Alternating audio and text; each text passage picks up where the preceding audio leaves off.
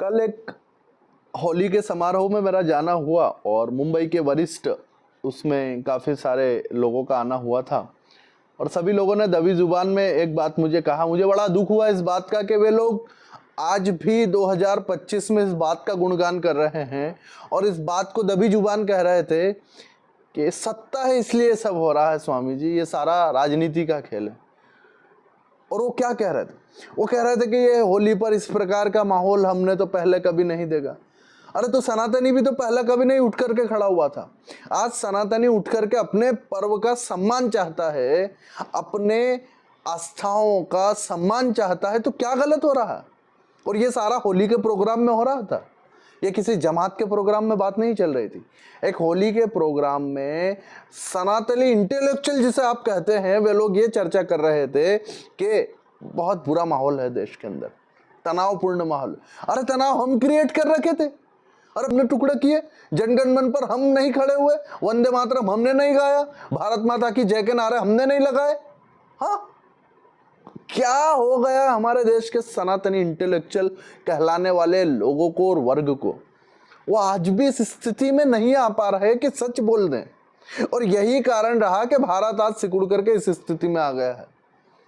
सत्य नहीं कहते। छत्रपति संभाजी महाराज का इतिहास सनातनियों के सामने लाने में हमें 350 वर्ष लग गए। क्यों? क्या कारण रहा? धर्म के प्रति निष्ठा नहीं। हम मंदिरों में जाते हैं तो यह कहते हैं माँ मुरादें पूरी कर दे, हलवा बांटूंगी। हम नहीं कहते कि माँ हमें शक्ति दे के धर्म के लिए लड़े।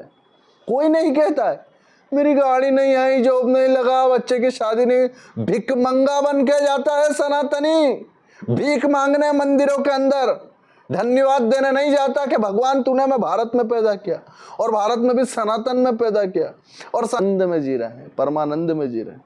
सनातनी को तो यह कहना आ रहा है कि एक देश का माहौल खराब हो रहा है। अरे यह देश का माहौल ठीक होने की दिशा में चल रहा है।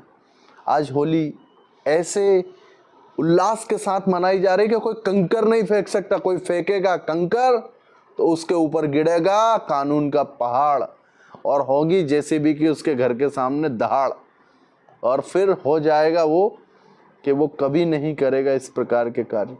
ये हो रहा है देश के अंदर। आतंकी भाग रहा है, सनातनी जाग रहा है, लेकिन आज भी सनातनियों के अंदर छिपे हुए इंटेलेक्चुअल शुंड, जिन्हें मैं कहूँगा, वे लोग अभी भी अपने फन के अंदर विषैला विष लेकर के जी रहे हैं। मैं उनसे कहना चाहता हूँ कि ये विषैला विष सेकुलरिज्म का निकाल दें, या आपके दांतों को तोड़ने के हम कोई तरीके